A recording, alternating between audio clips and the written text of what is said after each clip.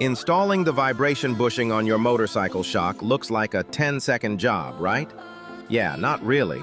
You start all confident, thinking, just pop it in. And 5 minutes later, you're sweating, swearing, and pushing while the rubber refuses to fit. It feels like it magically grows just to annoy you. You try with your hands, a screwdriver, maybe even cooking oil if desperation hits.